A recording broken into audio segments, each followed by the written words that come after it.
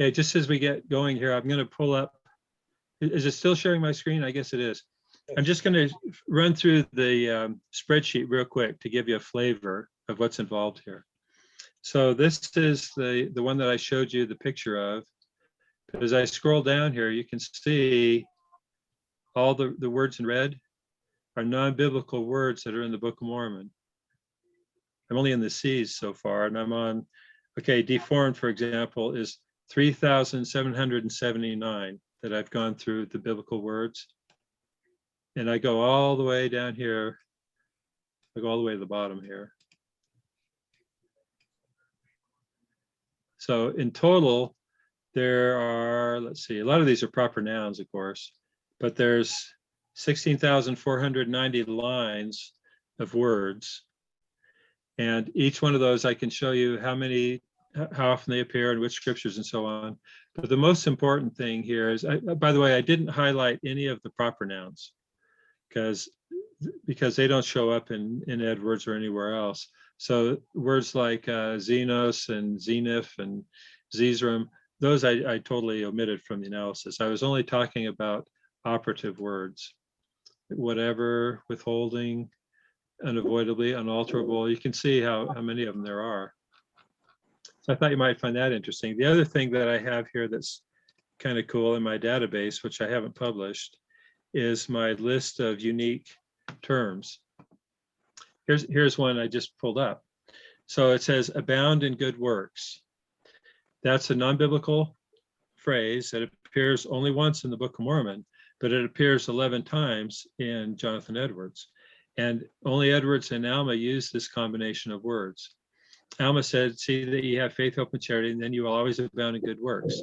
Jonathan Edwards said, does any man abound in good works? He talks about increasing in holiness and abound in good works. Anyway, there's several examples here. So same with abounding in good works. It's a different phrase because it's it's a different form of the verb. So I counted different forms of the verb separately as separate phrases, but Edwards used the same one. So anyway, you can see on the left column here, this is my list of words and phrases. These are all non-biblical. I have a whole separate file. This one is 1,169 pages long, but I have an entirely separate file of words that are found in the Bible and in the Book of Mormon and in Jonathan Edwards. And then those are the ones where I looked at the blending and the paraphrasing and that kind of stuff. So it's a massive database that goes through all these things. Anytime now when I read a passage in the Book of Mormon that I recognize as non-biblical, I look at it and add it to this database. And out of all of the, let's say the 750 words, pretty much all of them except for around 20 are found in Jonathan Edwards. There was another author that popped up several times named James Hervey. And James Hervey's works were on that list in the Palmyra Register, but it's the only book that I found that Joseph also donated to the Nauvoo Library in 1844 that was common to the Nauvoo Library and the Palmyra Register. So, and I found lots of examples of James Hervey in the Book of Mormon as well. Okay, so you can tell I could talk too much about this. I better stop and just answer questions. I found that comparison extremely instructive, and let me cite for a few examples. The wickedness and unbelief showed up 48 times in the Book of Mormon and 503 times in Edwards. Here was rights. I thought the concept of rights was an interesting one.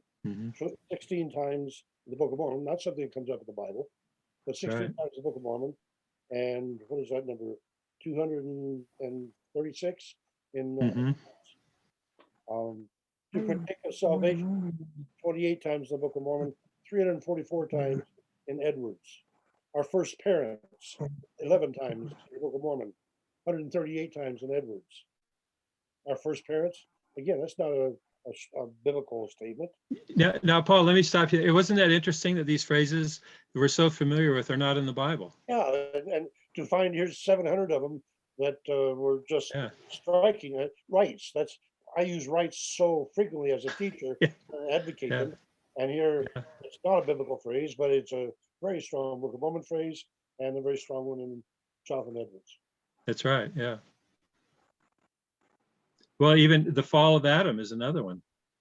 You think that would be in the Bible, but it's not. And there's just so many. It's really, for me, it's just so exciting. I mean, it drives my wife crazy because I'll keep saying, "Oh, I found some more," and she says, "Would you stop with the Jonathan Edwards?" One that struck me was government. And I immediately Yeah. was ready to challenge you on that one because Isaiah refers to government 2 or 3 times in the scriptures I've memorized there. That's And right. so I want to challenge you on that. But then I looked at it, and sure enough, Book of Mormon has it 25 times. Jonathan Edwards 1,066 references to the Yeah. government. Mhm. But in the Bible, it's only about 3 times. Right. And they're all there in Isaiah. Yeah, that's right. What a fascinating intersection to be able to recognize that Joseph Smith was clearly using a lexicon that was of his day and age. Let me give you a little more background real quick. So I've discussed this with Richard Bushman. I'm sure you know who Richard Bushman was. He wrote Rough Stone Rolling. And he told me I should have been around 15 years ago. And he said the reason is that when they started the Joseph Smith papers, they consulted with the experts at Yale who handled the Jonathan Edwards papers. There's a Jonathan Edwards Center at Yale University that's recognized around the world for its excellence in accumulating all of his works and making them accessible and so on. And so the Joseph Smith papers consulted with them on how to do the Joseph Smith project. And he said 15 years ago, they talked about having a combined database, but no one had figured out any link between Jonathan Edwards and Joseph Smith. And so Richard introduced me to the people at Yale, and I told them that they have some problems in their database because I've gone through this in enough detail now that I found that there's gaps in their database that aren't indexed. And so they told me that they're in the process now of redoing their database so they can catch all that stuff. And the thing for me, it was interesting because I kept finding phrases, non-biblical phrases in the Book of Mormon that were not in the Yale database of Jonathan Edwards. So I thought, well, maybe I'm off on our tangent somewhere. But then on this 1808 book that I have, the series, I found a Kindle version of it. And even though the digitization isn't perfect, all those phrases that I thought were not in the Edwards database showed up in this book. And so I was able to show Yale which volumes they had overlooked, and when they digitized all this material is awesome. And now they're in the process of fixing that big gap. And then this relationship between Joseph Smith and Jonathan Edwards is just going to be evident in this combined database. So it's really exciting. This is Doc Holiday. I was wondering if I could make a comment so I can leave. Uh-huh. Okay, I'm going through my mind here that the Jonathan Edwards and the other people you referred to that gave aid, you might say, to Joseph Smith was the Lord's way of preparing Joseph Smith for his mission. And these Absolutely. other men were inspired by the Lord to teach Joseph Smith, you might say. So absolutely, what's going through my mind about it? Let me just make a quick comment on that, Frank. So after I did the initial draft and I sent it around for some peer reviews and stuff, I heard back from some people, one in particular, who said, well, it sounds kind of like maybe Jonathan Edwards was like an Elias for Joseph Smith. And I immediately latched onto that. And sure enough, when I read Jonathan Edwards' description of Elias and the role of an Elias, and it fit perfectly. The problem was I had the book completely finished and the index was all done, and I couldn't add another section. But I noticed on my conclusion, I only had a one-page conclusion, so the back of the conclusion was blank.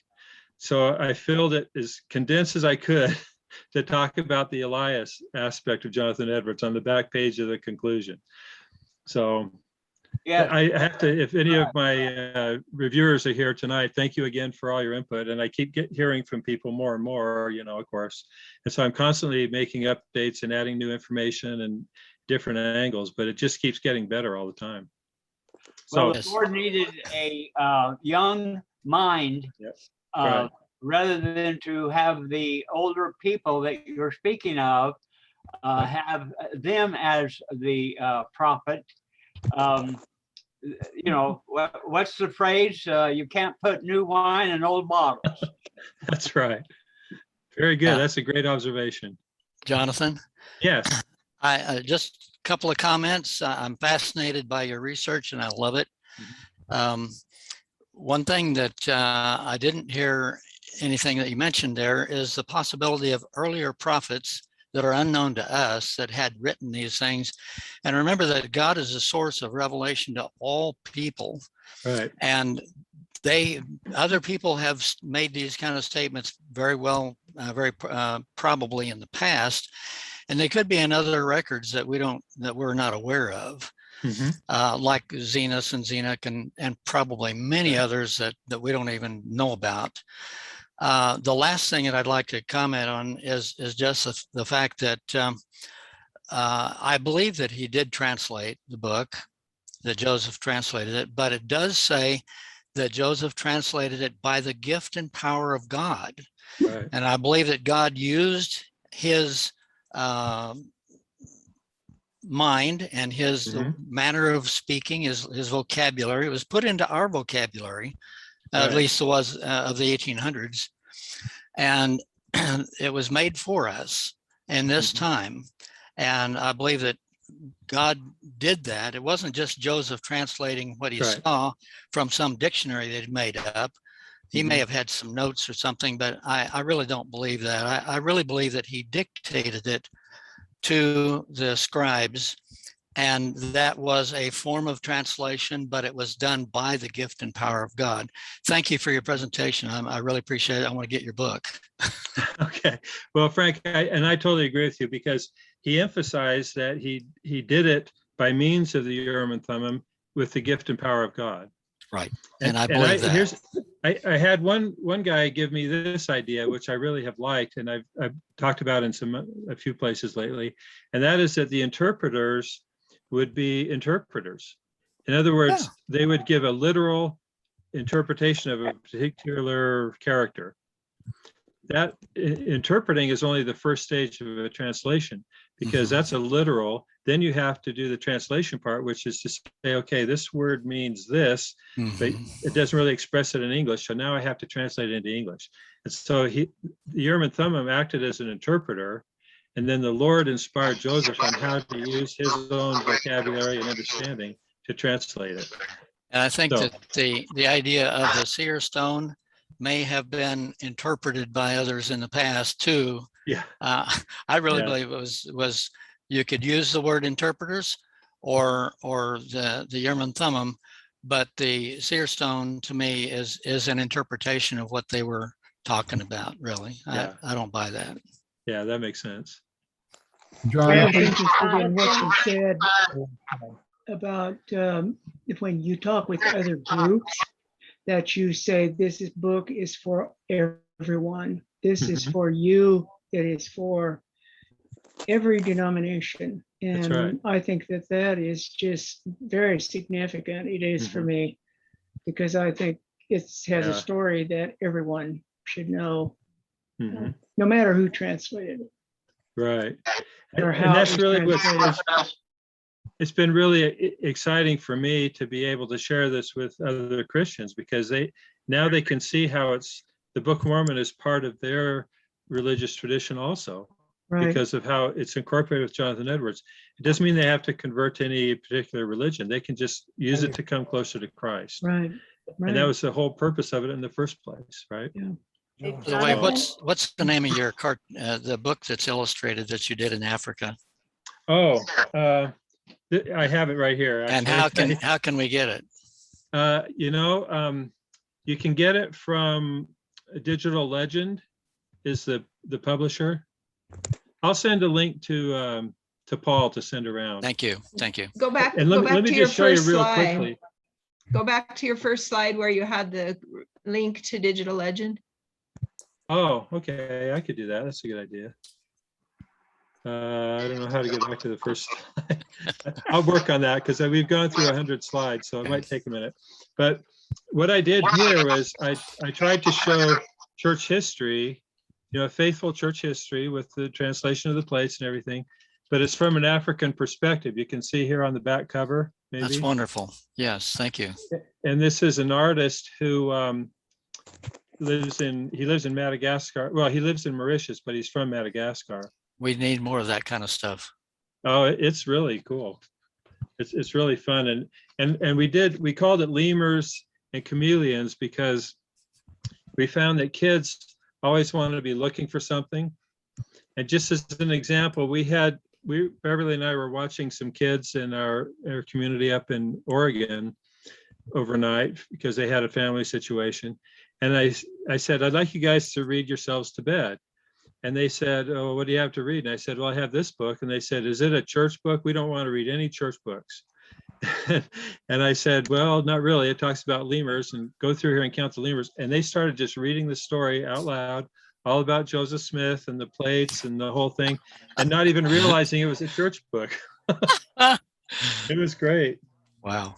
Okay, Jonathan, Yes. there's a question in the chat from Tom Hyatt that wants to know if did Joseph Smith ever directly quote Jonathan Edwards in his speeches? He didn't quote him by name, for sure. The only, in the LDS tradition, the only reference that I found to Jonathan Edwards, it was actually by Jeffrey Holland. He talked about Jonathan Edwards. But the rest, Brigham Young made that comment about some of the reformers, and very often they'll talk about John Wesley or some of the others, but they never specifically talked about Jonathan Edwards.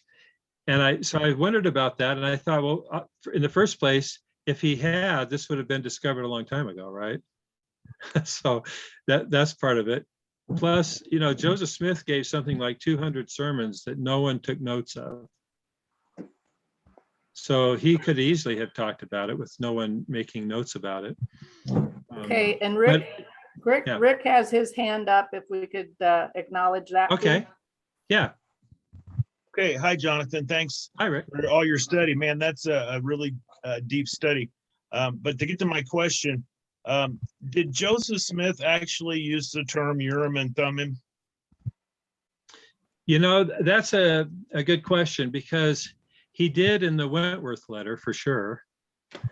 And he did in his history, the history that's been published, Joseph Smith history, it uses Urim and Thummim. Of course, that was compiled by his scribes. Of course, Oliver Cowdery used it, and Oliver Cowdery was Joseph's spokesman. The earliest record that we have of the Urim and Thummim was an 1832 newspaper account in Boston. And it was Samuel Smith, and I think it was Orson Hyde, were doing a presentation, and either the local minister or the local newspaper asked some questions about the translation, and they referred to the Urim and Thummim there. So, the question is, where would they have heard it if not from Joseph? Yeah, my study has led me to believe they were two different things: the interpreters and the Urim and Thummim, as described in the biblical record. The Urim and Thummim was like definitely a yes or no decision type device, Absolutely. whereas the interpreters, as described in the Book of Mormon from Mosiah 12, says they were two stones fastened in the rims of a bow. The term Urim and Thummim is never used in the Book of Mormon. That's right. And get a load of this. I'm glad you asked that because I have a section in this book that talks about how Jonathan Edwards described the Urim and Thummim. And he describes it as the biblical way, the basically divining the stones that they would cast and do that. But then he also made a really interesting point. He said the term Urim and Thummim doesn't refer to a specific object. It refers to a means of communicating with God. And I didn't have time to get into this much detail in here, but there was, I mentioned this 1808 edition, the volume. In 1830, Edward's grandson published another edition that was 10 volumes, and he added a lot of material that was not in the 8-volume set. And it was in that 1830 set that has the section talking about the Urim and Thummim. And so Mike, and I have other examples of this, of material that was in the 1830 set that doesn't appear in the Book of Mormon, but it appears in Joseph's later writings. And so that led me to think that he was continuing to read about what Jonathan Edwards had to say, came across his explanation of the Urim and Thummim that matches how he was using the term after 1830. It's pretty amazing. Yeah, another aspect of this, you guys know the Book of Mormon well enough, you'll appreciate some of this. Edwards talked a lot about Hebrew parallelism and Hebrew structures, and he used it in his own sermons. They didn't use the word chiasmus, of course, they had a different word for it, but he talked about how the Hebrews would structure the Bible, obviously, and he loved that parallelism, and he used it in his own work. And of course, that appears in the Book of Mormon as well. He even, and you might be interested in this, he even had an explanation of polygamy. Jonathan, can you hear me? Yes, I don't see where on my screen I can raise my hand, so I just broke in. I'm sorry. No, that's fine. I have a couple of questions. If Joseph Smith translated the plates using his own mental catalog of words and phrases, what about the historical documents that say that he never asked where he stopped? He would just dictate, and when he came to a word he didn't know, he would spell it out. Now, yeah. I gathered from that he was seeing the words, and the second thing is, you indicated that you didn't use proper nouns or proper names in your analysis, but I would assume that Joseph didn't have Mori Ankamer, for example, in his vocabulary. Right. Making up new words is an incredibly difficult process.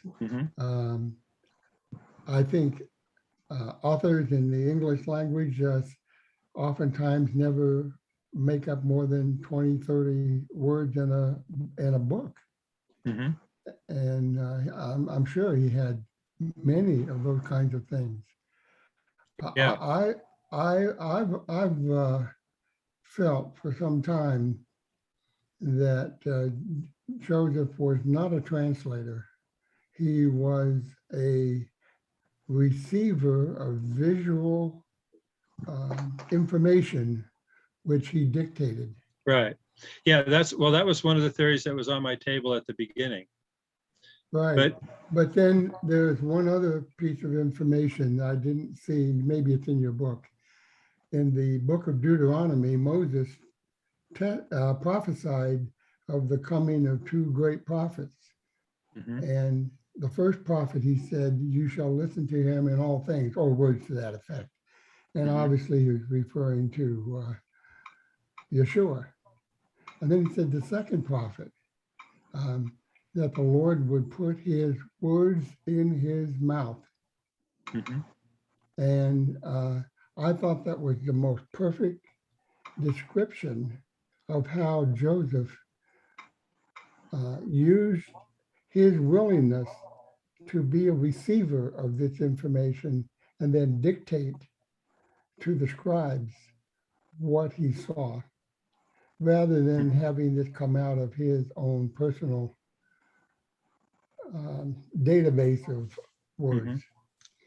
And okay, let me just respond to that, because here's how I approach that. If Joseph Smith was a German, the Lord would have revealed it to him in German, right? Not English.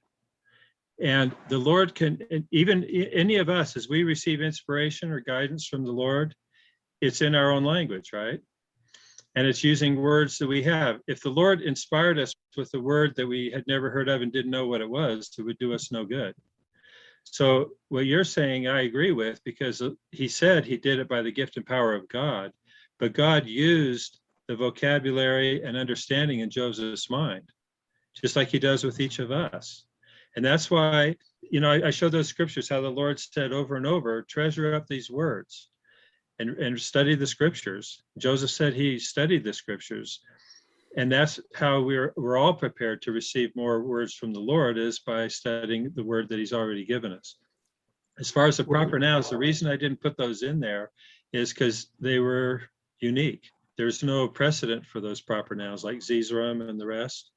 And that's where it comes in, at least in my interpretation, is that the interpreter, the reason Joseph was copying the characters off the plates and then translating them, part of that, I think, was because they said that the engravings were really small and fine. And he probably, I think it was in the Book of Ether that it says the interpreters would magnify the writing to the eyes of the person who had it. So they may have operated partly as magnifying glasses too. So he would see them through the interpreter, copy them off, and then use the interpreter to interpret what that symbol meant or that character meant, which could be a proper noun that he would just read off. But more often, the rest of the text was relating concepts and words that he would have to rephrase and put into English. And the Lord inspired him on how to do that. Does that make sense?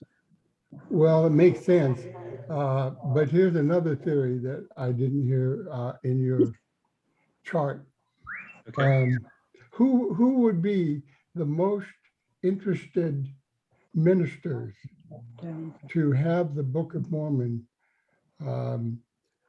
written in English and written in a way that it could go to their people, which were the Native Americans in North America? Would it not be the three Nephites? I mean, they were the ones who said, when Jesus asked what they wished to remain on earth to bring the gospel to their people. Right. And one of the things that just stunned me within the last year, I'm not sure who the lead professor or researcher was, but there was an article that came out of Utah,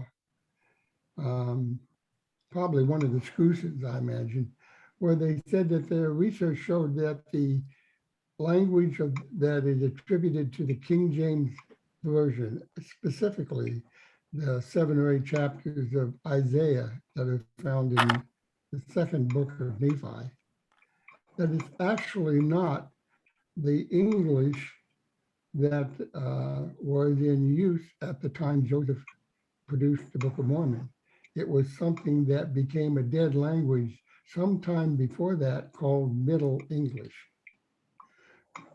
So the consequence of that would be that we have Joseph Smith translating by reading the hieroglyphics and then putting them into words that were not in his database because they were a dead language to him.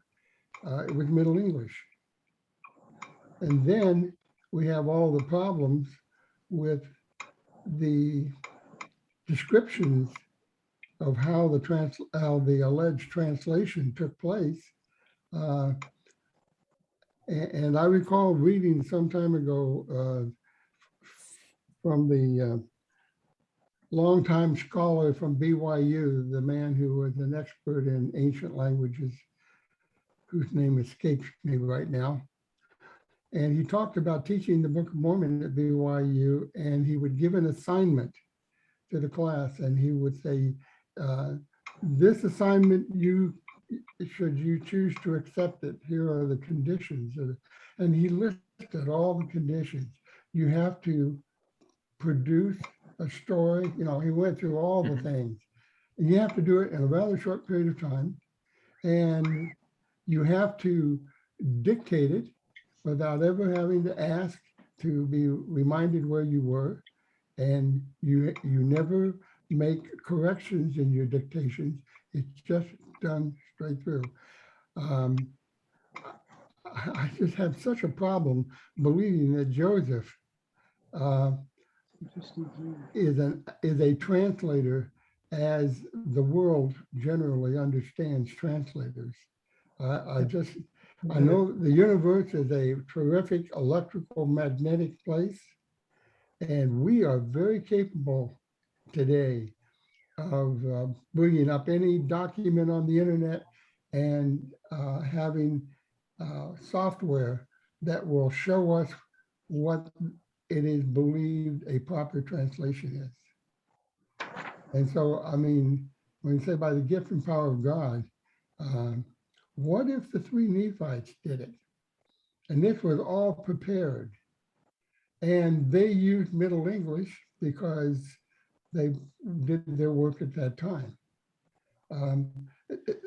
Additional facts have to be incorporated in our understanding of what role Joseph gave. And your discussion of the Doctrine and Covenants, I can tell you, I have spent hundreds of hours, probably thousands of hours, working on putting each section of the Doctrine and Covenants into a Hebraic poetry edition. And the beauty of the parallelisms and the chiasms and everything else, it's just astounding. And I'm sure Joseph was not writing in Hebrew poetry, but he was certainly, he was speaking it. And then when you couple that with the fact that the Doctrine and Covenants appears to be the words of the Lord over and over and over, they're not the words of Joseph. And I've invited you to come back to us and share your perspective in December, if you would. Well, by the way, I haven't answered your email, but I intend to do that. Well, let's get a date on there so that you can be the focus for the next set of questions. Let's let Jonathan get a few more questions answered here. Well, yeah, let me address some of the things you brought up, because, for example, the idea of Joseph resuming the dictation without having to have it read back to him, that's what a translator would do. And there's evidence in the original manuscript that Joseph would end a session at the end of a plate. And then he'd reach the end of a plate. Okay, we're done for now. So when he came back, he started at the top of the next plate. He wouldn't need anything to be read back to him. I don't remember all your other comments, but I will say, I think you were talking about the early modern English, Royal Skousen's analysis. The Middle English. And well, Royal Skousen talked about early modern English. I don't know what one you're referring to. Yeah, well, he also called it Middle English, but 5th century English. Yeah, and they call it early modern English. But the problem with his analysis was, I've written a lot about the problem with his analysis, but the bottom line was the only evidence that we have of how Joseph spoke is the literal verbatim transcript of the Book of Mormon. That's the only evidence anybody has of how Joseph actually spoke. And no one said that when he dictated the Book of Mormon, it sounded really unusual or anything like that. And so I think Royal Skousen compared that to his 1832 written history, which was a couple years later after he'd been educated in Kirtland and so on. Anyway, it's a longer discussion, but I just wanted to mention those 2 points. Oh, okay. Okay. Let me do that, Jonathan, that your point about the biblical style is brought up in the late war and other publications. Would you comment about that, please? Yeah, sure. So some time ago, there was a group of guys who did an analysis of every book that, or something like 200,000 books that had been published before the Book of Mormon, to find parallels. And this was an example of the parallelomania that I talked about, where you can always find parallels because it's a common language. But they stuck on the late war, which was a book about the War of 1812. And there's several similarities, because the late war talks about wartime, and armies and talks about stripling men and all that kind of thing. And so they compiled kind of a comparison between the late war and the Book of Mormon. And their thesis was that Joseph plagiarized the late war. The LDS apologists said, well, there's no evidence that Joseph Smith ever read the late war, so that's an illusion. My approach was, if Joseph didn't read the late war, he was probably the only kid in town who didn't, because it took place the British invaded 20 miles away from Palmyra.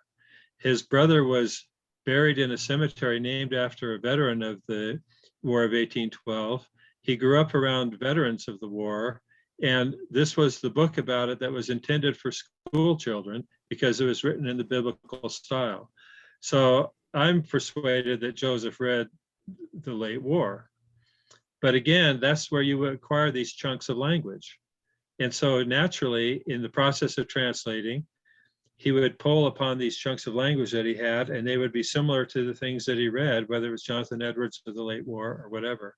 And it's also interesting that those comparisons are only in the war chapters, which is exactly where you would expect them to be if Joseph was a translator.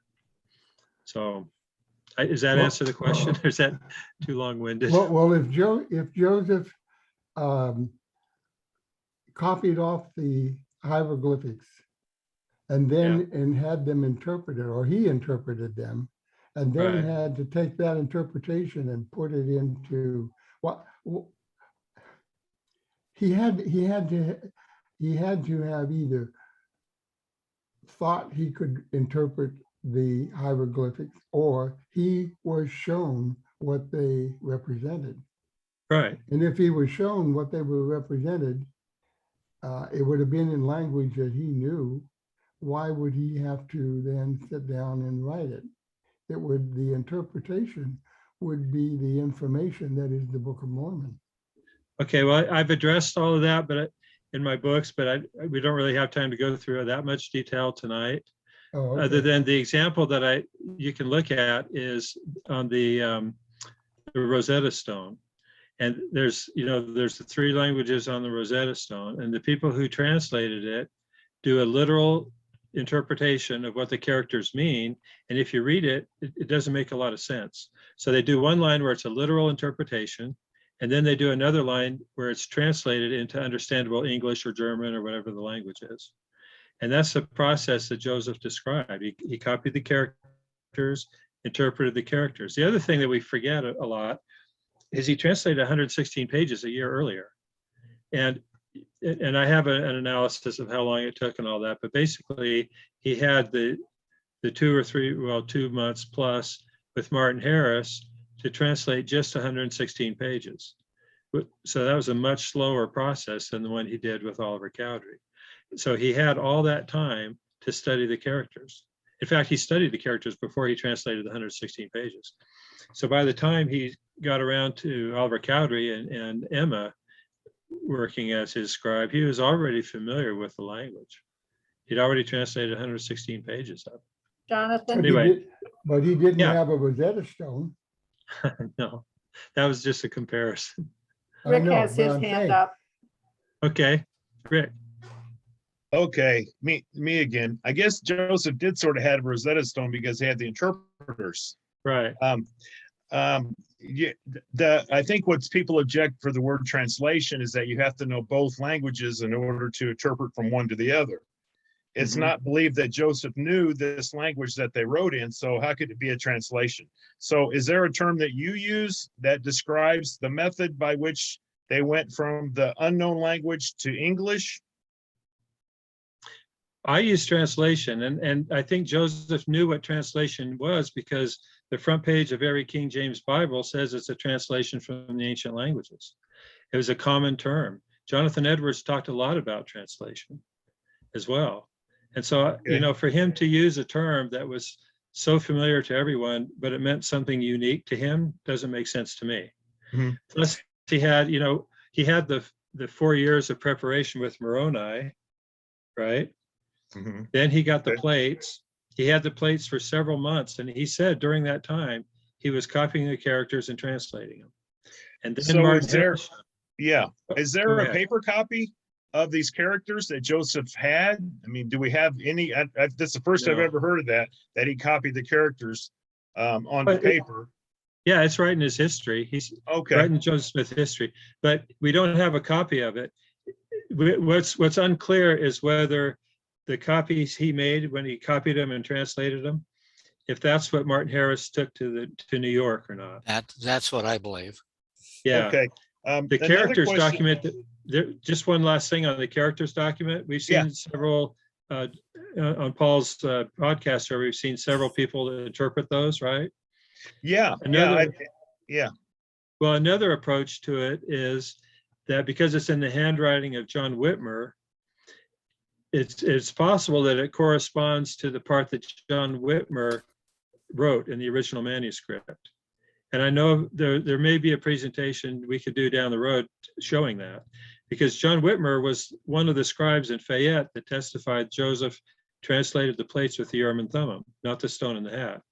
And so if that's the case, then he could have had access to copy the characters off the plates for the part that he was scribing for. And that's why it's in his handwriting. Anyway, that's a whole nother discussion, but it's really interesting. Well, this is sort of a yes or no question based on what you Yeah. said. Did he copy all the characters from the entire Book of Mormon except for the sealed portion?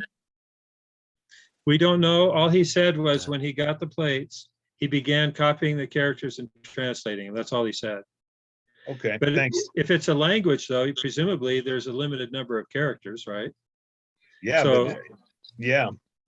And anyway, I just wanted to open it for other people to ask questions. When I compare the King James Isaiah to the Book of Mormon Isaiah, that's not a perfect match. right.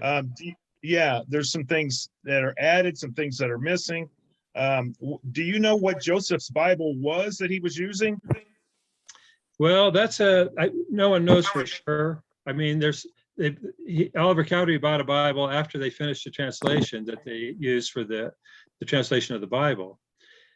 Here's my take on that. I don't know if I've talked about this before, Paul, or not, but what I think happened, just for what it's worth, I'll throw it out there, is when you look at what David Whitmer said about the stone in the hat, most of the statements are very vague.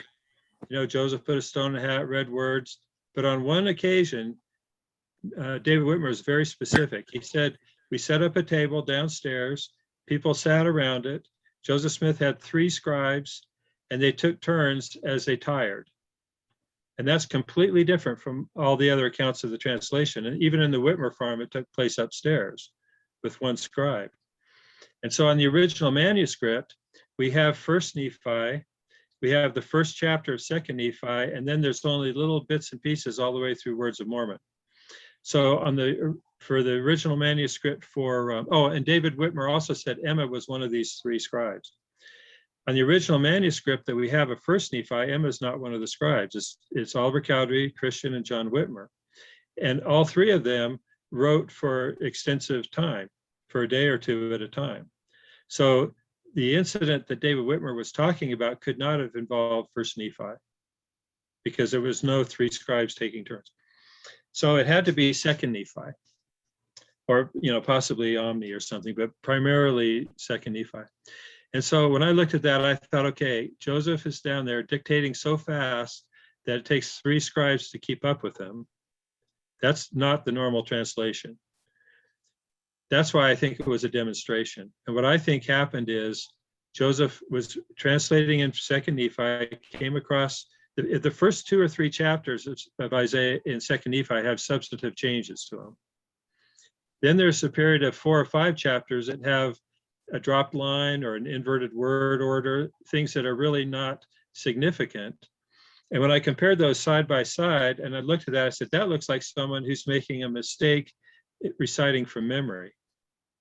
And that's when I thought, okay, this all comes together perfectly, because if Joseph, he was under a lot of pressure to explain the translation. If you remember the accounts, the Whitmers had a girl working for them at the house, and Mary Whitmer was under a lot of stress trying to keep everything going. And the girl threatened to quit because she was freaking out about what was happening upstairs, because she said when Joseph and Oliver would come down the stairs, they were glowing. And Mary said, no, it's the work of the Lord. She says, well, I need to know more about this or I'm going to quit. And they didn't want her to quit, right? Because they needed her help. And plus there was pressure from other people. So David Whitmer said they set up this table, had everybody sit around it with the three scribes, and Joseph put a stone in a hat and dictated. So there's two ways to look at it. One is he could have dictated whatever, because nobody wrote down what he dictated. We don't even know if what he dictated on that occasion is actually in the text. There's no causal, or there's no chain of custody there that we have to go by. So we always assume that whatever he dictated is in the text without any evidence. But if it was there, it had to be 2nd Nephi, it had to be the Isaiah chapters, and then it makes sense that he recited it from memory and made a few errors. And the thing I really love about this is when Joseph and Oliver, through their entire lives, said Joseph translated the plates with the Urim and Thummim, right? They never said he used a stone in a hat. Then that's literally true if during that demonstration he was reciting from memory and not translating. Now it's kind of a legalistic approach, but Oliver Cowdery was a lawyer, right? So, but it does fit with all the evidence. It's just amazing. So that's a long answer to your question, but that's how I see what happened with those Isaiah chapters. Jonathan, Yeah, Frank? Jonathan, I Yeah. had never considered that, the idea of the demonstration for the young girl that worked there. Mhm. And maybe that's the source of the so-called seer stone. Yeah. Because he was not to show the Urim and Thummim or the plates to anybody else. That's And he could have demonstrated that downstairs by using a stone that later became called the seer stone. And remember that David Whitmer gave his testimony, what, how many years? In 1880s, was it? Yeah. Many, 50 years later, after the Book of Mormon was published. So he was going off of a very dim memory at that point. And I'm Well, not saying he didn't know, he didn't remember it all, but Yeah. it was. However, the Scrambled. very first accounts of the translation were in August and September of 1829. And they were in the Palmyra newspaper and the Rochester newspaper. And it was based apparently on what Martin Harris told the reporter, although the reporter may have conflated other people too. He might have But it says that done Joseph the same thing, yeah. Joseph put spectacles in a hat, is what both of those say. Well, now that would be the interpreters. Well, but if they observed it, it couldn't have been the interpreters. So that means that Okay, I either gotcha, yeah. Joseph was behind a screen and everybody was assuming what was happening there, or he actually put spectacles in a hat and did the same demonstration. We don't know Okay. which. Why But is that's the Stick- very first, I mean, that's the Still a lot most of proximate account. speculation, right? Yeah, Sure, yeah, there is, for sure. thank you. Jonathan, why stick his head in a hat? Yeah, okay, the main explanation for that is that he had to block out the light. Why not put curtains over the windows and just kind of darken the room? Well, or why not translate at night too, you know, I mean, Yeah, the whole thing doesn't make sense to me. That's why I don't think he translated with that method. I think it was Right. just a demonstration. I And agree with that. Agreed. Here's the Agreed. follow-up to the demonstration though. Let me mention this. By the time Mormonism Unveiled was published in 1834, when it had the Solomon Spaulding theory spelled out in it, that took off. By 1842, there were 5 books published in the United States about the Spaulding theory. All the East Coast media just assumed that was the explanation for the Book of Mormon. And it was prevalent everywhere. In fact, even when Oliver Cowdery, you know, and was it 1848 or whenever it was that he rejoined the church, was rebaptized. And he said, I wrote the entire Book of Mormon, save a few pages only. Joseph translated with the interpreters. And he said, he emphasized Sidney Rigdon didn't write it and Solomon Spaulding did not write it. And he emphasized that because of how prevalent the Spaulding theory was. And it threatened to destroy the whole church because everybody was thinking it was copied from the Spaulding theory. And the only way that they had, Joseph and Oliver were dead. So the only way to refute the Spaulding theory was with this stone in the hat. And they emphasized over and over that Joseph had nothing to read from. Remember? And if you look through all those accounts, they kept emphasizing he had nothing to read from. And that's because it was the Spaulding theory. So they used that demonstration as a way to refute the Spaulding theory. And it becomes real evident when you read David Whitmer's account. We always look at the quotation about the stone in the hat, but we don't read what preceded it. And preceding it was his criticism or refutation of the Spalding theory. That's what led to every one of those accounts was based on refuting the Spalding theory. So anyway, I think that's awesome because it explains everything so well. You know, these are people trying to affirm their testimonies of the divinity of the Book of Mormon against the Spalding theory. And they did it by referring to their observation of the demonstration. So, Jonathan, yeah. it's another little issue for me I need to lay before the group. And communicated the Urim and Thummim was the Jewish means of communicating with God. Right. Then Christ comes and becomes the means whereby people can communicate with God. Mhm. So why did Joseph Smith need the Urim and Thummim? Why did he what? Why would he need the Book of Mormon, book of the Urim and Thummim, if he could simply get his communication to the Christ?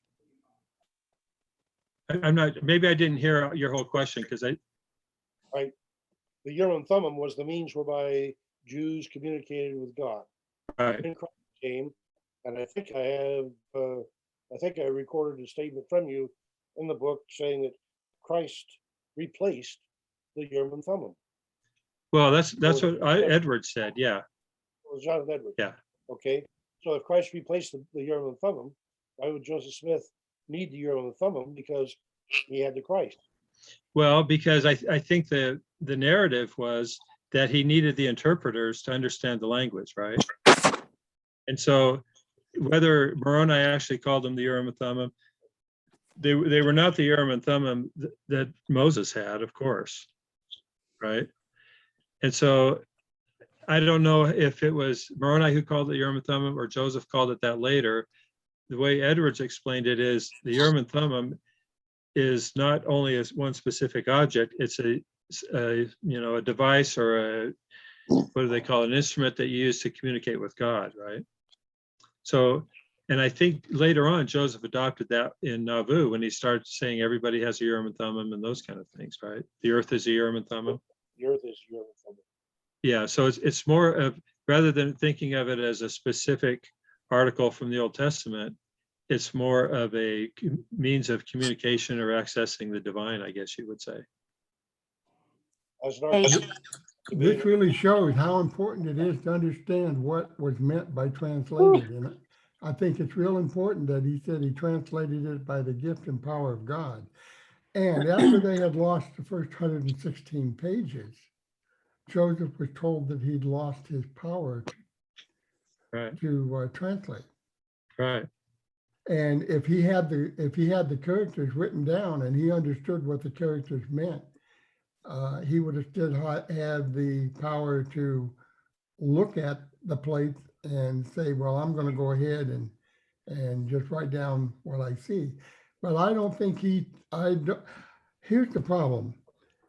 Bottom line, the more we involve Joseph Smith's own mental understanding of what was on those plates, the weaker our claim to the divinity of the Book of Mormon becomes.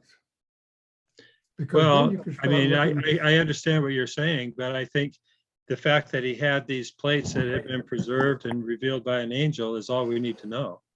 Yep. Everything beyond that's gravy, really. Can I just make a comment real quick? Maybe all we need to know, but to the world, they won't. Me too. They'll just find ways to. I mean, look what's going on in this country today. If anything you say will be immediately challenged and denied. Okay, Kevin, what were you going to say? Yeah, so I just want to say every time that I hear your explanation of the three translators, copying Isaiah word for word and such, whether it's in your blogs or on YouTube or in your books or here on Zoom, every time I hear that explanation, it becomes more and more clear in my mind that is truly what happened, because it really ties all the different concepts that you've talked about over the years and really wraps it all together in one nice little bow that says it totally makes sense. It's a refutation of the Solomon Spalding theory, and it it fits nicely with the Urim and Thummim and the idea of translation and the mental language bank and lexicon. Jonathan, Well, for me, it was, it was like a series of epiphanies, really, because I was struggling with the original manuscript. What clues do we have there? And that's where I concluded that Emma actually wrote the Book of Mosiah, because I think we've talked about that before here. For example, when Oliver Cowdery was copying the original manuscript for the printer's manuscript, instead of writing Helam, he wrote Helaman all the time. And then he had to go back and drop off the last letters because he was corrected that it was supposed to be Helam. So if he had been the original scribe for the Book of Mosiah, he would have known that. Instead, he just picked it up and was copying it, and he assumed that Emma had made a mistake, so he wrote Helaman instead of Helam. And that's just one of many examples that you can, if you go through the original manuscript and the printer's manuscript in detail, you can see these things. And that's where the demonstration is pretty obvious when you look at the original manuscript too. Jonathan, Shannon Tracy has a question. Okay.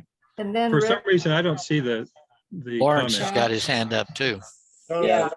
You'll if stop you could screen share. take your screen share down, we'd be able Oh, to see the group. Good Thank you. idea. Okay, there we go. Okay, so first Shannon, and then next Larry, please. Okay. And then next me.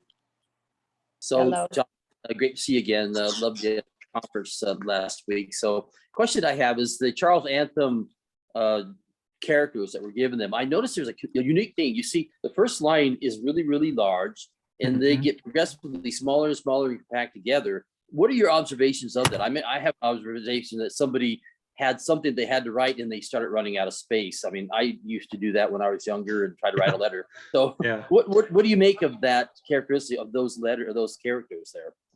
I think John Whitmer ran out of space. Yeah, I mean, it seems to me it shows more validity of what was going on, that it really was people doing this and they had something to write down and they ran out of space. So it's to me, it drives home more the personal characterization and the reality, the truthfulness of what they're trying to say as well. Yeah, exactly. I totally agree with you there. Well, that's what the thing I try to say about church history. It all makes sense once you have a hypothesis, let's say, that accounts for all the facts. And then it's very simple. Yeah, It's awesome. Context and perspective of what's going on gives you the broader picture of how to understand what's being presented before you, rather than trying to put it from the future looking back and trying to fit it into a box. So yeah. Exactly. Well, Good thank point. you for that. Okay, Larry. Yeah, I was going to say I've got some experience in science and growing from a young boy interested in science to having a PhD in 2 different fields, and then going into the commercial applications, being hired by one of the world's largest companies to create patents and then reducing those patents to practice. And a lot of it comes from inspiration, and you write down your initial inspirations, and 10 years later, those are all wrong. And I don't discount that the Lord worked through Joseph Smith in fact, I'm sure he did, from a very young age up until his, death, until he was martyred. Yeah. And the Spirit speaks to all of us. What we have left from the Bible is the Holy Spirit of Pentecost, because Christ ascended and sent the Comforter back. Right. And we're encouraged by Joseph Smith to always speak in the Spirit. I think that's what he learned. So I think he went through all of the things that we've been talking about. And then at the end of the day, he got to the point where he just learned to trust the Spirit. And that's what he wanted to pass on to all of us. So and I'm a convert, to the Book of Mormon. I studied it 3 times during my life over a 60-year period of time before I accepted it as the truth. And the one thing that I do know is it is a book for everybody, because I've been a disciple of Christ. I've been a Methodist, and my faith didn't come alive until I got into the Book of Mormon. But it really came alive when I started to study Doctrine and Covenants, because I wanted to hear what Joseph Smith had to say. about everything. And that's the, you know, because that's where the Spirit was speaking the loudest, was through Joseph Smith. Question, Jonathan. Someone else Can has a I- question? Go ahead. Yeah, in the gospel essays, or however they're titled, it does talk about a hat and the stone in the hat or whatever. Yeah. So I that's know. the church, that's the church teaching that method. Well, I hate to say that's the church teaching it. It's the scholars who wrote those essays teaching it. Because those essays don't even quote what Joseph Smith and Oliver Cowdery said. Thank you. Yeah, well, that's gonna be out there. Well, I know, but you know, I keep hearing about these essays and I'm thinking some people seem to think they're canonized or something, but they're not. They've changed them. In fact, the essay on the translation, when it first came out, I made a critique on my blog, and 3 weeks later, they changed the essay in response. Oh. And so they've modified those essays because they're questionable in lots of areas. But as far as the translation, they don't even quote what Joseph Smith and Oliver Cowdery said. So as far as I'm concerned, I stick with the scriptures, not the essays. And So, sometimes those essays came out anonymously. That they all the essays are anonymous. Yeah, I know who wrote a lot of them, but passed through. Paul DeBarth has raised his hand, please. okay. There are 45 participants still on the screen, and there's a whole bunch that I do not have on my email list for Book of Mormon Perspectives Forum. And so if you happen to be one of those people that's enjoying this discussion now, an hour after it's over, I would like to encourage you to come back next week. We're going to be sharing, what is it next week? Next week, every week we're sharing somebody interesting, but you won't get the email unless I have you on my list. Next week is Spencer McBride on Joseph Smith running for president. Following week is Larry Stowe on the Logos and the Lamp.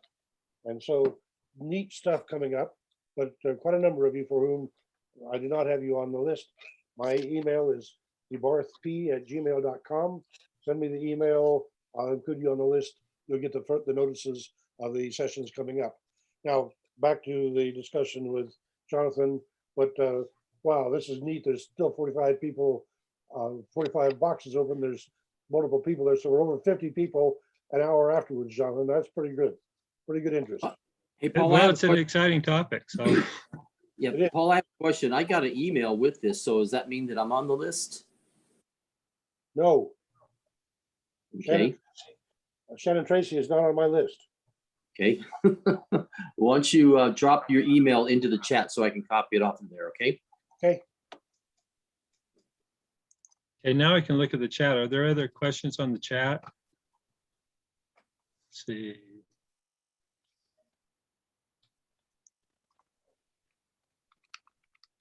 Yeah, I can't really tell if there's, I guess people have asked the questions. Oh yeah, Hugh Nibley was the one referenced where he used to say, see if you could write a book like this within so much time and so on. So that was Hugh Nibley. Hugh Nibley, that's the guy. Well, you know, I alluded earlier to the polygamy issue because I know that's a topic that comes up often. And I was fascinated to read what Jonathan Edwards had to say about that. And it was in his notes, weren't published in the first set of his works, but it was in the second.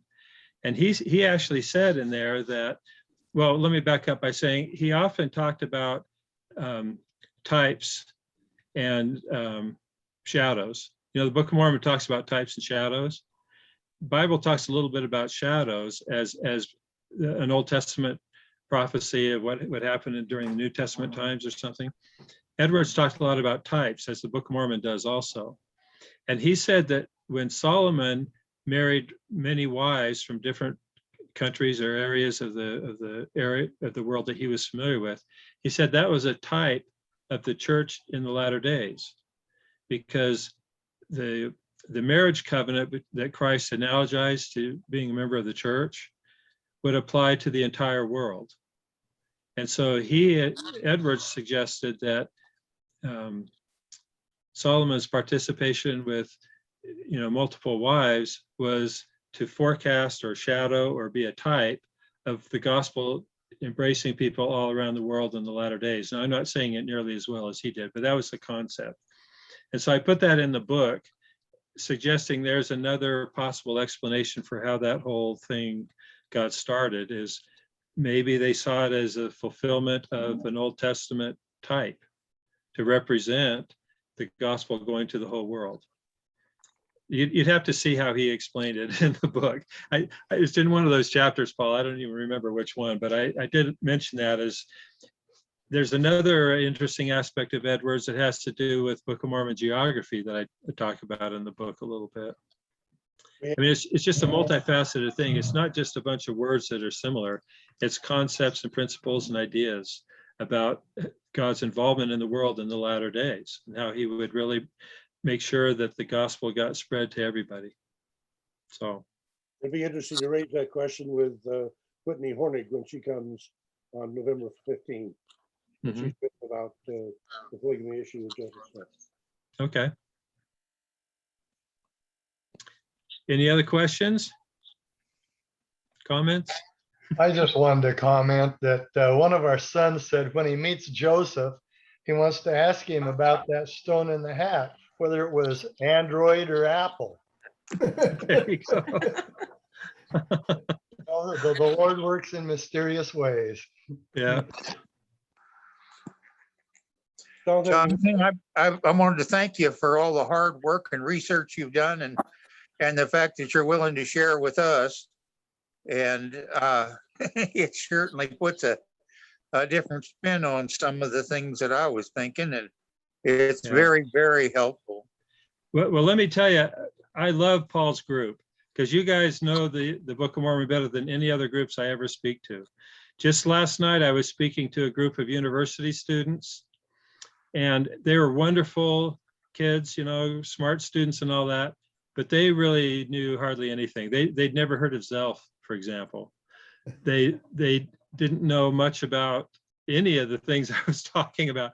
I mean, I had to explain almost everything from scratch, and even though a lot of them were returned missionaries and things, And with you guys, these things backwards and forwards and have all kinds of insights and feedback. I mean, I just can't, thank Paul enough for putting this together. It's been amazing. It's an amazing group.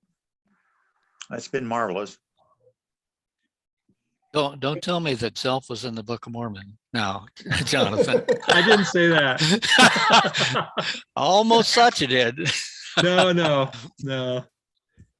Oh, you missed it. It was on page, no. Right. You have the wrong edition, Frank, if you don't have that. Right. Yeah, Brian has his hand up, Jonathan. Okay. Hey, Jonathan, I just wanted to ask you a quick question. And Sure. I am here in the Bible Belt, so I have to deal with a lot of folks that are controversial. And we have one of John Delin's disciples here in the ward, and she's trying to walk everybody out of the church. So I'm just trying to get a better feel for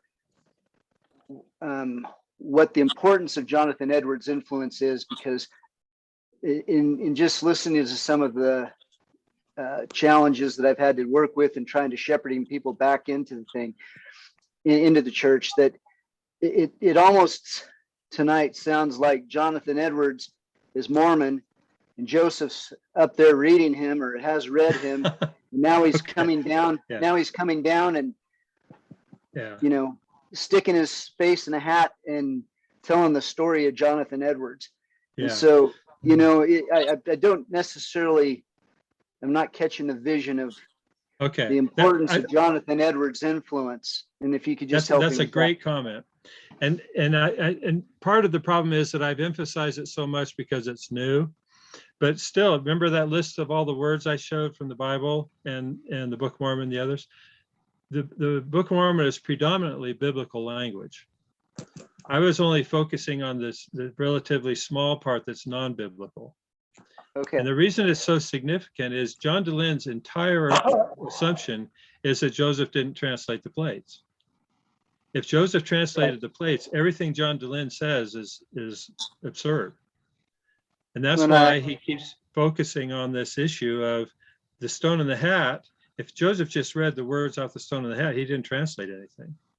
He was just a reader. You know, and I showed in that chart at the beginning where there's a theory that he was just reading words off a stone or saw him in vision or something like that. That's not translation, that's transcription. Yeah. That's not what he said he did. And I appreciate that clarification. I just, because as I've been studying biblical Hebrew, just to making a quick comment that there's so many things that, you know, the rabbis would say are, you know, Hebrew translations that I can't come to grips with the fact that Joseph Smith would have been that well read or scholarly to be able to come up with things that just correlate so seamlessly in biblical Hebrew. And we're talking, you know, glyphic Hebrew, not the box Hebrew. And it's just in uncovering those issues, it's just amazing to me. And that there would be no other way for him to gather that information unless he was using the Urim and Thummim and receiving, you know, direct guidance from the Lord, however it was done, to be able to be so ancient in his telling of the story of the Nephites. I mean, it's just amazing.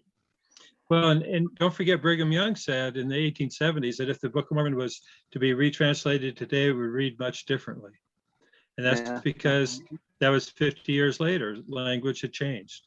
If it had been translated in the 1700s, it would have read differently. It would always come through the mind of whoever the prophet was who translated it. And that's why, you know, remember I talked about the reformers, Martin Luther and the rest. That was all preparation for a prophet. But there's also has to be preparation of a prophet.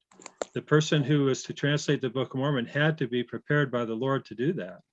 And he had to have the vocabulary and the understanding of Christian principles and all that to take what was on those plates and translate it into a document, a text that we could understand in our culture today.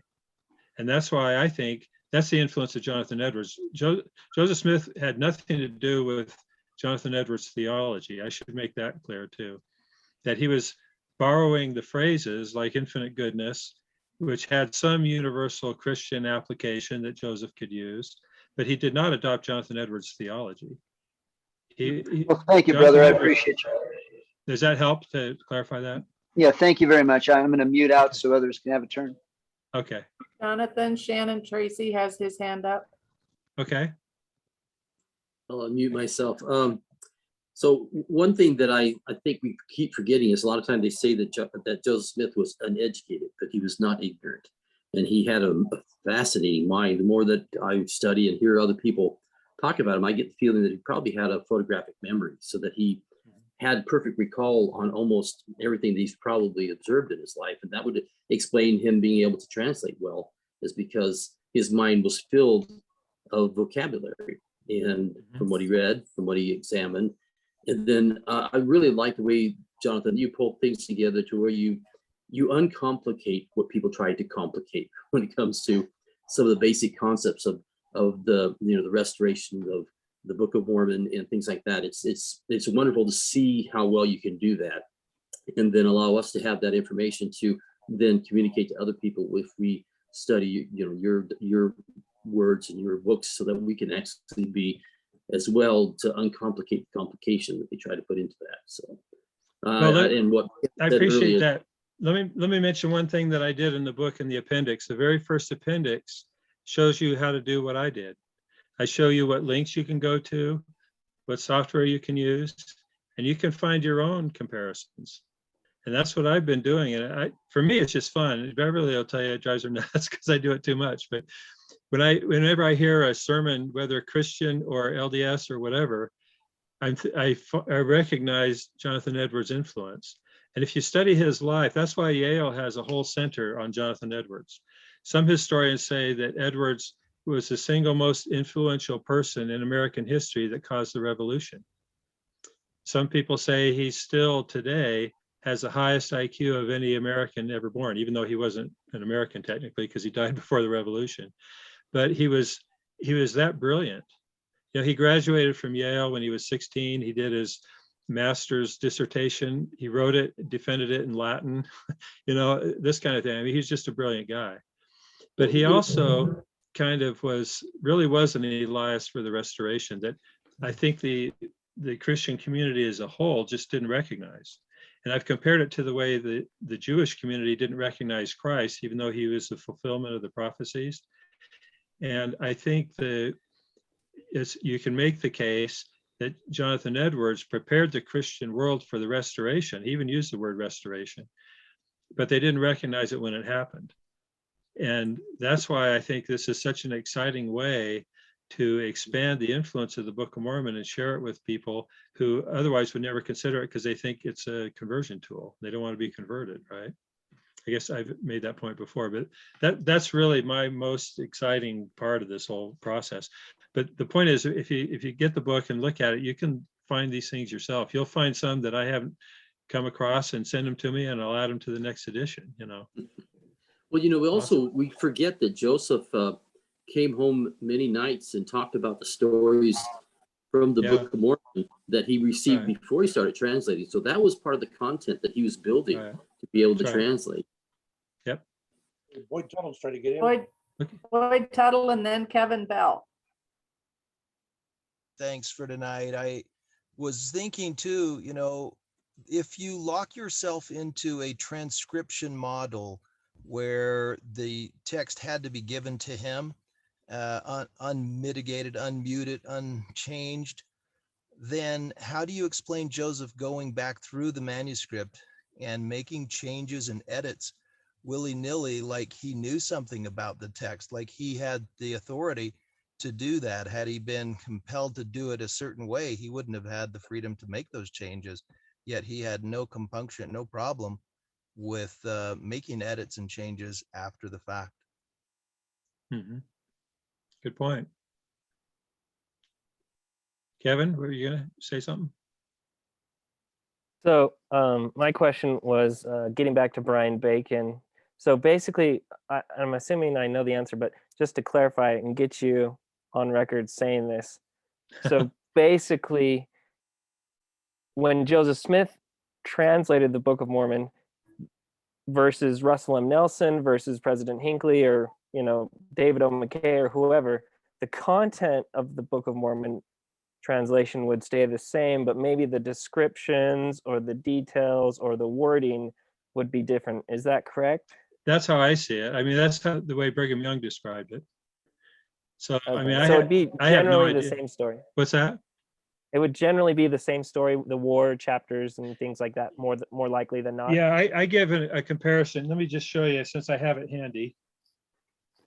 I have this book that you may know Albert Camus' book, The Stranger. So I have the French version, which I like a lot better than the English version. I won't take the time, but if I read the first two lines out of the French and read the first two out of the English is not an exact translation. And there's multiple translations by other people. And that's because you can't do an exact translation. No matter who is translating it, they're bringing in their own life experience, their own values, their own agenda to some degree, but especially their own lexicon, their own vocabulary. And that's why I think anybody, if everybody on this broadcast right now received the exact same revelation and we wrote it down, no two of us would have the same words on the paper, because the Lord works through our minds. If we were speaking different languages, the Lord would reveal things to us in different languages, right? And each of us has a unique lexicon that we've acquired during our lifetime. And so the Lord works with our own minds. And see, this is the issue why it's so important that Joseph translated it, because if he didn't translate it, if it was given word for word, then all the criticisms from the CES letter and John Dehlin and those guys would have merit, because they're imposing this false idea that the text was revealed word for word and was perfect. And if it's not perfect, then the whole narrative falls apart. But if it's a translation, then all those, the artifacts, the anachronisms, all that stuff is what you would expect. So it's not a defect, it's a feature, in other words, Well, I think an example of that, Jonathan, is anybody who's ever written a book before and then had an editor come through and edit it. Yeah. What you see afterwards, Oh, you yeah. realize that your voice has been removed from the content that you just That's right. wrote. So you go, okay, yeah, that's kind of what I said, but it's not my words. And they miss you. They miss that lexicon of yourself. So I think you have the beauty of nobody edits yours. You get to have them go straight to the page. Well, a little bit they do, but yeah, but you're right. That there's that editorial influence from a translator. And so, for example, here's an example I use in the book. I don't believe that Alma and Amulek talked specifically about a lake of fire and brimstone, but whatever they did say was equivalent to that in the mental imagery, or at least in the power of those words. The Book of Mormon talks about a lake of fire and brimstone more than the Bible does. And it talks about it over several generations of time. And so I think that Joseph was trying to communicate the power or the vibrancy of whatever Alma and Amulek actually said by using that phrase, lake of fire and brimstone, that we would be familiar with. By the way, another example I have in the book that's interesting is when Joseph Smith was in Liberty Jail, and the Lord told him about the jaws of hell gaping open after him. That's a Jonathan Edwards phrase. It's a combination of two Jonathan Edwards phrases, but it's right out of the sinners in the hands of an angry God. And when you think about that, why would the Lord talk to Joseph Smith in referring to the sinners of the hands of an angry God unless Joseph was familiar with that sermon? Question. Okay, go ahead, Frank. I'll just keep talking. Otherwise, go ahead. I just wanted to get your response to the idea of word prints. I know there have been studies in the Book of Mormon, and there are differences of the authors in the Book of Mormon. They have different word prints, and just as you and I would have different word prints because of our vocabularies.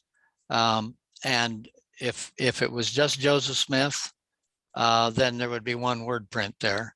I really do believe that there was the wording that came off the plates was affected by the writers on those plates, and by, of course, Mormon who compiled them. But there are evidences that there's the personalities and the vocabulary of the people who wrote in there did come through, even though it, and I agree with you, it does have to be somehow influenced by the vocabulary of Joseph Smith and the time that he lived in. I'd like your response to that. Thank you. That's a good point. And an easy example of that is the four Gospels, because you can tell if it's Matthew, Mark, Luke, or John. They had distinct styles. Right. And yet it's all translated into English. And it's translated by the same translators, but we can still see the differences. And you can see differences in Isaiah and Ezekiel and all the rest. So they have unique word prints that were preserved through the translation. Agreed. Right? Yeah. And one of my favorite examples in the Book of Mormon is how Jacob kept saying pleasing all the time. He used pleasing more than the whole rest of the book. Right. Other than Moroni used it once, but that's a real simple example of a word print of a word that he liked for whatever reason. Now that's another example of translation. When the Book of Mormon has been translated into different languages, and I've examined many different manuscripts, different languages of that, many times they'll translate, for example, the phrase, and it came to pass. Right. In the different versions of the Book of Mormon in other languages, that's translated in about 8 or 10 different ways. And it loses the Hebraic flavor of the manuscript when they do that. So in our translations, we choose one way to do it, and we stay with that all the way through the book. Yeah. And that will preserve the Hebraisms. But the Hebraic content does show up in the Book of Mormon, and it should not be changed when it's translated. That's my I opinion. can tell you a quick anecdote about that. I was in Seoul, Korea one time, and I got in an elevator, and there was a Korean guy and an American guy. And so I brought up a conversation. It turned out the Korean guy was retranslating the Book of Mormon in Korean because the original version, the original Korean translation was too colloquial. And it didn't preserve exactly what you're talking about. And so the church That's hired great. this guy. Yeah. Okay. The church hired this guy, and they told them, you've got to make it just as complicated as the English is. That's exactly right. That's my philosophy. You've got to And keep it the cool thing exactly was as it about is. this. The cool thing was he was on the same bus as me on the way to the airport, and he let me look at his translator's edition. And about the last third of it was explanations of the English vocabulary. And I so wanted to steal that book. Oh, wow. That's cool. I didn't, but at least I could look through it and see, because they need to do that so the translator has an idea of what the English connotations are, you know. But it would be helpful for everybody to see that anyway. But I really appreciate the point you brought up. And I think the Bible gives us a good example of how that works too, so. Okay, Jonathan, Monty has his hand up and then Shannon Tracy. Okay. Jonathan, I just wanted to say that, you know what they say about us, you get any 5 of us together, you're going to get at least 15 different opinions about any particular scripture. That's for sure. What's being said. That's right. Yeah, any passage of scripture, we would all have different views on, for sure. So the one thing I wanted to bring up was my favorite passage in the Book of Mormon that really drills home to me that there were multiple people writing this and they were observing what other people had written, like Mormon is.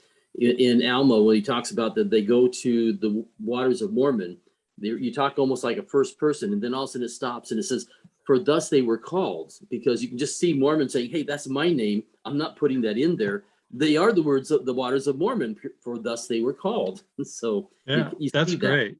Yeah. Rick Yeah, that's added a really good something example. to the chat. Rick, did you want to address what you put in the chat? Okay. All right. Larry Stowe has a question. Yeah, Okay. as I'm listening to all the conversation, I'm reminded that at one time, Mobile Oil wanted to get their top people together, their top engineers, and they wanted to come up with a system of artificial intelligence that would recreate how we thought. And when it came my turn to put my input into it, I said, there's only one problem with this project. You can't build inspiration into artificial intelligence. That's right. You just Yeah. can't. And I think that's one of the problems that we have when we try to evaluate what one prophet says about scripture versus another. The living prophet is inspired to speak his words, today that might not have applied 200 years ago, because the world changes, and maybe God likes some of the changes and maybe he doesn't, but he'll always use a prophet to make the correction. Great point. And I think that's one of the things that you see with a group like this. We've all been inspired to see scripture in a certain way. And then, but we're all friendly enough that we'll at least, accept that there might be something we're thinking about when the other guy speaks. Right. And that's why I like these sessions, because I try to apply the old rules of consulting. And that is, you're only a good consultant if you learn more than you give. Good point. Yeah, that's great. Okay, maybe we've exhausted it, Paul. Not quite. I still have 2. Okay. For one, I wanted to highlight that you indicated that Edwards was the source, or at least had earlier than most of us, I think, appreciated the concept of the worth of souls. Right. Worth of souls being great before God. That concept of the worth of souls is so significant, I believe, to modern Christianity, and for us to appreciate whatever its source. just being able to articulate that concept is of great value by itself. Mhm. My second point is a question for you. Tom Moraine, about 20 years ago, wrote a book, The Sword of Laban, in which he, as a psychologist, examined the childhood of Joseph Smith and showed that the trauma that kid went through clearly must have had a profound impact upon the rest of his life. Mhm. I asked Tom to speak about his book, but he's taken so much heat on it that he doesn't want to. And I haven't found anybody else that's interested to present it for us. But the recognition that here was little Joseph without any anesthetic, 3 times having his leg chopped on with a hammer and chisel, basically. And then he was being held by his father. Mother was crying. And then they sent him away. So here's another kind of trauma that the kid experienced at the age of 7. And Mhm. then he gets sent a long ways away to uncle. And so your point that he had time, opportunity, and was laid up for years with an opportunity to learn more by reading, I think is very well placed. I'm curious if you had encountered Tom Moraine's book and were influenced at all by his psychological rendition of what had happened to Joseph Smith. I'm not familiar with that book, but I've been in, I was at a meeting, I don't remember where it was, with Richard Bushman, and he addressed that idea of the influence of the trauma that he had, as well as I think it was Dan Vogel has talked about that as well, that trauma had to have an influence on him. And when you read his history, and he talks about how concerned he was for the welfare of his soul, right? Most kids that are young aren't that way, right? But he faced death. And, it's interesting, there's a parallel to that in Jonathan Edwards' life too, because he nearly died at a young age. And that's when he felt like the gates of hell were gaping open for him. And sometimes, I had a near-death experience myself that really altered my outlook on life when the guy tried to murder me. And I don't know if I've told that story here or not, but those kind of experiences do make you really think about your mortality in a different way. And I think the Lord used that to motivate Joseph to seek the truth and to find out what happens to my soul and what will happen to me. He was unusually preoccupied with that for a young boy because of that trauma. So, and so many little indications of the nudge of the hand of God. Yeah. Mystery of our history. Mm-hmm. That's right. Oh, somebody's put a question in the chat asking that you give the exact title and the author of the book that you were just talking about. I want to insert something. Oh, it's Bill Moraine. I'm sorry, it's William Moraine. Thank you, David. Yeah, William Moraine, The Sword of Laban. I have a copy of it, and I have to look to see. It was published about 20 years ago. But I found his analysis to be quite well. I can understand why he doesn't want to speak about it, because he's taken an awful lot of heat because he's approached it as a psychologist, not as a member of the Restoration, and therefore there's lots of things. Well, as a parallel, I'm currently working on my response to the Tunbridge book by Staker and what's his name, Staker and Enders, and this is the first of a series of John Whitmer books that will incorporate the archaeology and history of specific points in our history. And as I've been writing my response on that, I find myself in the peculiar position of wanting to talk about something they bring up, that Lucy Mack Smith and her husband in Tunbridge probably were raising hops so that they could make beer. Now, that may not be a very popular idea among Mormons, but then they document that with support from the fact that she had a stand in Palmyra where she sold beer that she had made. So were they growing hops to make beer at Tunbridge? Well, there's the slopes provided opportunity for it. I'm interested to clear that one up when we get to have that John Whitmer discussion in October. But some topics we don't like to talk about because they're not consistent with other messages that we'd like to lay out. And yet, when we get a more thorough understanding of our history, I think that helps us to be more accurate humans. Oh, Yes. when I read the Sword of Laban, I thought it was rather ironically named because they don't even tell you in that series the first thing that Nephi did with that sword. Well, but William Moraine was really showing the symbolic significance of that sword, I think, rather than attempting to trace its history in particular.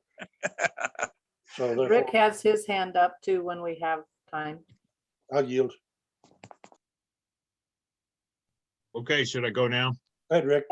Yeah. Okay.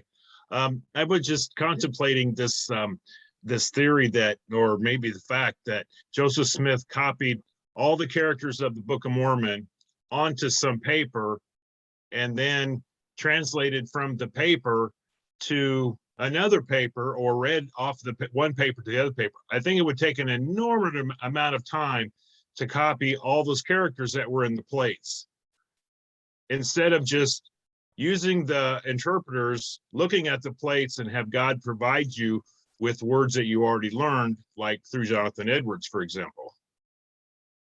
Well, and we don't know how many characters he did. He just said he began copying the characters and translating them. That's all he said. And so I agree. I mean, paper was scarce. They had a hard time even getting paper. And I don't think he sat there and wrote the whole Book of Mormon out and then dictated it. I'm not suggesting that. But I do think he was familiar, he became familiar with the language. And it's, you know, ancient languages are interesting if you study Latin and Greek and those, because they didn't have an extensive vocabulary. One word typically had a lot of connotations. And that's why I kind of see this, his description of the translation is consistent with what you would do if you had an ancient language. You could get like when I studied Greek, we'd have a passage and our teacher would tell us all the different ways that could be interpreted.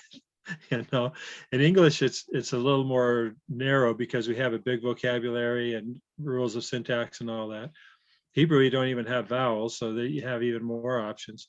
And so I see Joseph as the interpreters telling him what these symbols meant, but then he had to make sense out of it, with the inspiration of the Lord, of course, but not that the Lord dictated a certain word order or phrasing. He drew on Joseph's own head. That's why, you know, the first section of the Doctrine and Covenants says that commandments were given after the manner of their language, right? And so that's how I see this all happening. But you made a really good point, because I didn't mean to imply that Joseph was copying the entire characters and then translating them. But he did say that's how he started out. Yeah, I put that passage in the from the Book of Mormon in the comments that you might have been relating to, about the Lord God giveth light to the understanding, for he speaketh unto men according to their language and unto their understanding. Right. So that would be good that he spoke it to Joseph Smith according to the language that he had, and he didn't use a whole lot of words that were unknown to Joseph Smith. Right. Yeah, good point. Yeah, I wonder if Joseph Smith was grateful for his leg situation, so he'd have all that time to study. Yeah, he probably wasn't grateful at first. Yeah, what did you read during COVID lockdown? I read Jonathan Edwards. Okay, I put in the chat here the one about from the Doctrine and Covenants about after the manner of their language. So just as a reference. And then in the Joseph Smith history, you can see right where he talked about copying the characters. I don't see it in the chat. That Oh, may you be don't? what- No, it may Oh, I be- sent it directly to Beverly. Huh. Oh, well. I wasn't paying attention here. I'll try it again. We'll have to buy it from Beverly. Let's see if I do a new chat. I don't know if I can. Okay. Jonathan, there can it you is. put your Can you put your email address in there too? Sure. Thank you. Okay, let me try this. That worked, I think. Yes. Let's see for.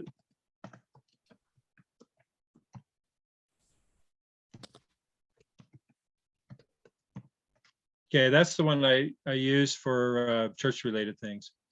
Thank you. That's a great question about what Jonathan Edwards' book to read.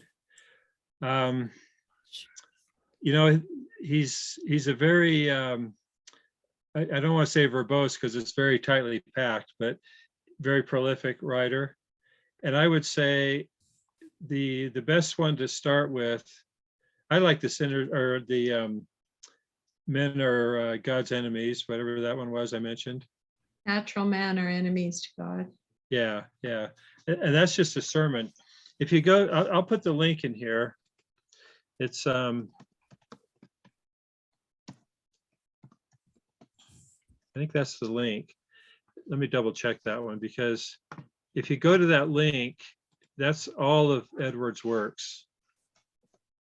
Yeah, that's it.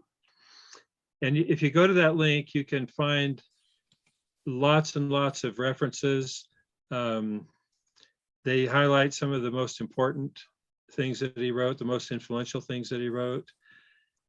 But it's voluminous. I've been asked to do a Jonathan Edwards reader, that kind of the highlights of his work. But I like to say it's at the top of my list, but my list is wide, not deep. So I have about 100 things at the top of my list. And I don't know when I'll ever get around to doing that, but I wish someone would. There's a tremendous biography of Edwards that won a bunch of awards. And I've spoken with the author. He's out of Notre Dame. And he wrote a really long biography, and then he wrote a short one where he kind of summarized it. And the short one is beautiful. He talks in there about how Edwards confronted the issues of the Enlightenment and rationalism, the materialism versus spirituality, and how he and Benjamin Franklin were contemporaries, but they were on opposite tracks, because Benjamin Franklin is very pragmatic and very much into materialism, and Edwards was very much into spirituality, and they both had worldviews that competed.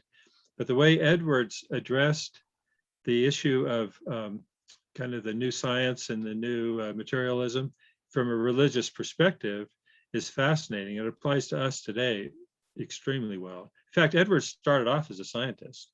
His first papers that he wrote, submitted to the Royal Academy in England, had to do with spiders, ironically, and I think frogs or something else. So he was very much a naturalist, but he saw God in everything. So Jeff put in the chat. Jeff put in the chat the possibility of sinners in the hands of an angry God. And I would just say that's a real common one that people know of, but they usually just take the first page of it, which is kind of the most shocking part. And most people don't read the whole thing. It's 10 pages long, where he changes the tone dramatically and doesn't talk about this vindictive, awful God. Mm-hmm. Well, and you're right. George Marsden's the one that I talked to, and the Jonathan Edwards of Life is the long one. It's really thick and takes a long time. It's awesome. But he also wrote a smaller version of it that's much more accessible. And in the smaller version is where he talks about, well, both of them he does, but the smaller one, he also addresses how Edwards dealt with the issues of materialism in his world. And talks a little bit. There's some great podcasts too on Edwards. There was a series of 3 podcasts. I'd have to look up the link and email them to Paul later, but where this guy was explaining Edwards' approach to the issues that he faced and the connection with Benjamin Franklin. Just really fascinating stuff. I remember being assigned to read a whole bunch of Edwards in college and writing my paper about what a terrible assignment that was, because it was so boring. And I mean, he took so many pages to say what he wanted to say, and for him he needed an editor. Yeah. Yeah. I think Well, I'll he, go back and read again now, but I do remember not getting an A on that paper. well, it turned out Richard Bushman's first two academic papers were on Jonathan Edwards also. Oh, really? So, you know, he was, if you live out in the East Coast, you know, Massachusetts, Connecticut, everybody growing up knows all about him. So anyway. Okay, Jeff. Quarter to 11 Central Time. And I think we probably got rid of all of our East Coast people. But here it is, quarter to 11, and I think there's still, what is that, 29, 30 people on. Jonathan, you set a record. We've never had anybody stay this long with this many people for questions and comments afterwards before. I think it merits it. I thank you so much for persisting with us. And I thank you all for your good questions and comments. But I suggest we probably ought to say good night. The Lord is watching o'er you. Good night. Thanks, Justin. See you. Before you. Thanks. Good night. And we'll be praying for you. Good night. May God bless you. Very